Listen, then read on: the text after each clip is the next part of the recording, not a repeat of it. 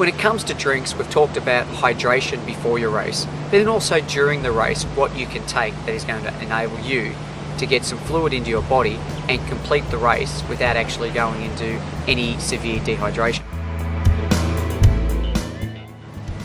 Before the race, the number one thing that you can drink that there is around the world is water.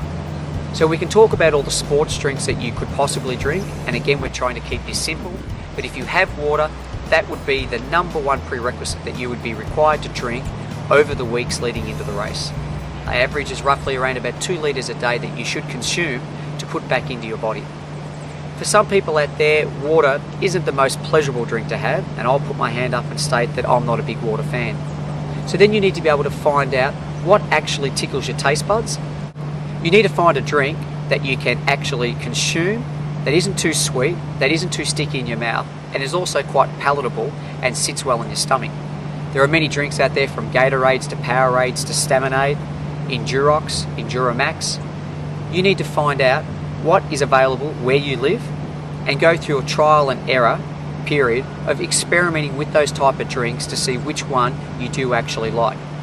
Now this is all well and good in your training to be able to make sure that you are consuming the appropriate hydration, but when it comes to race day, unless you're an elite athlete where you have your personalised drinks sitting at each of the 5 kilometre market tables, you're not going to have that luxury.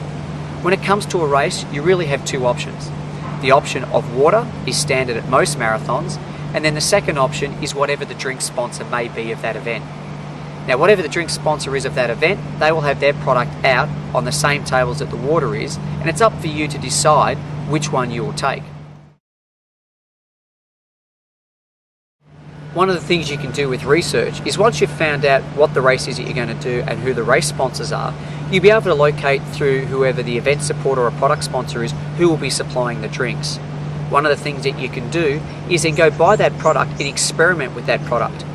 But some people will be isolated and don't have access to be able to find out who the drink sponsor is, or to be even able to buy that product with where they live. So what I would suggest that you do in the early stages of the race is trial it at the first drink stop. If you find that it is actually quite palatable and sits well in your stomach, then you can continue with that for the rest of the race.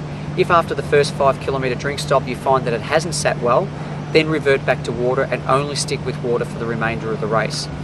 It would be disheartening to have been drinking water early on and then to grab whatever the drink supply is at the 20 or 25 kilometre mark to take it and find that it upsets your stomach. Once you're already well into the race, the body then has started to become quite stressed and quite tired, and to have anything that will give it a negative reaction could mean consequences for your end result. So trial it early while you're feeling good and you're on top of it. If you find after the first drink stop that it hasn't quite sit well, get back onto the water and you will recover a lot quicker than what you would if it was done at the end of the race. That happening, you have done all the preventative measures to make sure that you are actually not going to hit the wall or go into severe dehydration. Take the adequate drink stops that are supplied. Even if you don't think you're going to want to drink, still take it and take a couple of sips. You may find after you've had a couple of sips that you will want to consume more.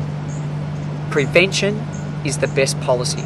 So make sure, if the opportunity is there, that you make the most of it and don't leave it to the last minute, because by that stage the race will be over. You need to make sure too that when you are running, you'll always see in most races that there'll be a sign that says drink station ahead. Now in some races the drink stations will only be on one side, in some races drink stations are on both sides. You need to make sure you position yourself well, that as you're running towards the drink table, you have adequate time to be able to grab the drink that you want and move back into the race and consume it. If you're on the further side and you have to work your way through the crowd to get to the drink table, there's a fair bit of effort and time that goes into that, with also the possible risk of being tripped over or tripping someone else over. So always be looking ahead, strategize and plan, and work out what you need to do to make sure that the only part of the event that's hard is just the race itself.